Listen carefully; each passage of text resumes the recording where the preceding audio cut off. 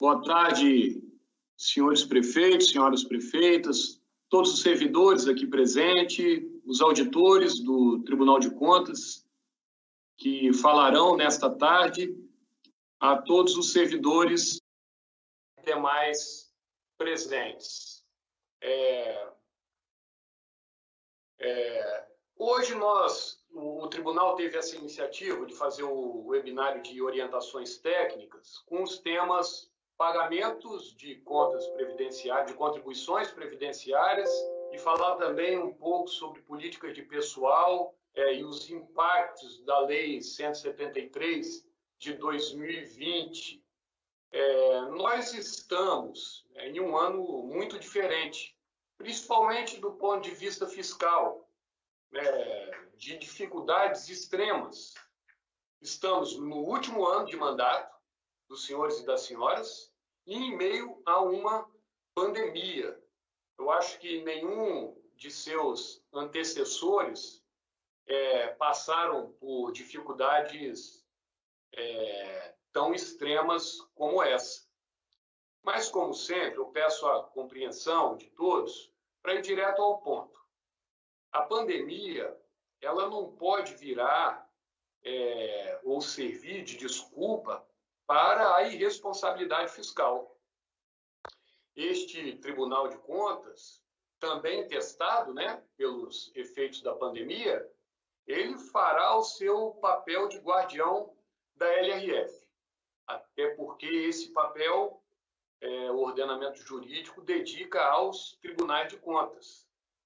Nós vamos garantir que as contas continuem equilibradas, nós vamos assegurar que haja administração pública de pé no pós-pandemia, porque a vida deve continuar e vai continuar depois dessas dificuldades que estamos passando, com tantas mortes, com tanto sofrimento, com a economia tão fragilizada e, por consequência, as receitas também, elas refletem essa queda na atividade econômica, uma queda muito bruta.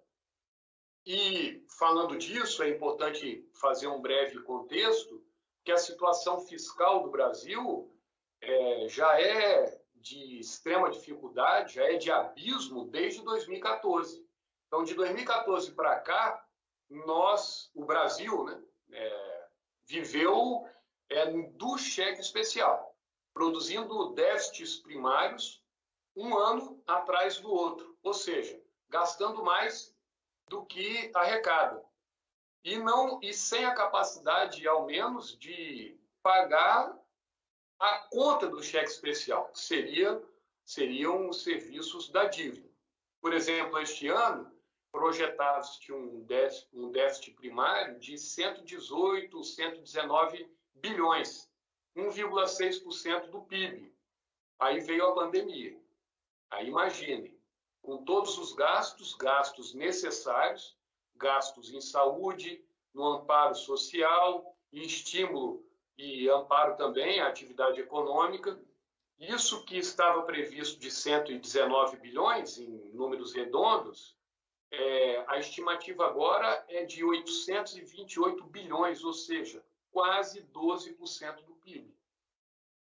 Sai o déficit primário de 1,6% do PIB para uma realidade como essa, 12% do PIB. E se somar as contas dos juros, aí isso vai para 1,1 trilhão, 16% do PIB. Então, é verdade que o Brasil, e talvez nenhum país, estivesse preparado para um baque deste nas contas públicas. Então, o endividamento vai aumentar e as questões fiscais e esse abismo fiscal que prevaleceu desde 2014, ele continuará fazendo parte de nossas vidas, dos gestores públicos, por muito mais tempo. Então, veio a Lei 133 de 2020, e ela trata ali de três questões centrais: suspensão dos pagamentos das dívidas contratadas, reestruturação de operações de crédito são dois problemas que não afetam muito os nossos municípios. E a entrega de recursos da União na forma de auxílio financeiro para estados, municípios, Distrito Federal, para o enfrentamento ao coronavírus. E também traz mudanças significativas na LRF. A LRF, no texto original, no artigo 65, já tratava de situações como esta, dispensando limites e afastando vedações relativos aos artigos 9º, 23 e 31. E o que eles dizem respeito a quê? Artigo 9º, aquela limitação de empenho, tão importante para manter ali a execução orçamentária equilibrada, dentro dos limites da arrecadação. Artigo 23 é a recondução dos limites de despesa com o pessoal e 31, a recondução dos limites da dívida. Então, mesmo havendo no texto original, e já se vão 20 anos, estes dispositivos nunca foram testados como serão testados agora. Mas há necessidade dos gestores, mesmo com essa flexibilização, cuidarem da limitação de empenho, que ele vai estar aí controlando a sua execução orçamentária, e cuidarem dos limites de despesa com o pessoal. O artigo 31 não é problema porque nós não temos municípios endividados. Mas a Lei 173 trouxe mais inovações. E em relação ao artigo 35 e 37, que são operações de crédito, que também não atinge muitos municípios capixabas, mas traz sobre o artigo 42, que é um artigo fundamental em final de mandato, que é aquele dos restos a pagar, que nós não podemos deixar para os nossos sucessores dívidas que não sejam quitadas ou que não haja disponibilidade financeira para quitá-las no ano posterior. Então, chama atenção também, então é preciso cuidar do artigo 42, mesmo que haja essa suspensão de vedações previstas, mas é importante dizer, só em relação às despesas decorrentes da pandemia. Há também outros dispositivos, aí eu chamo atenção lá no artigo 14, 16 e 17, mas eu chamo atenção para o 16 e 17, que são aqueles artigos da LRF que disciplinam a geração de despesa e aquelas despesas obrigatórias de caráter continuado, aquelas que duram mais de 2 anos. Então, nós precisamos cuidar muito bem desses dispositivos e não interpretá-los em tiras, porque há uma arquitetura.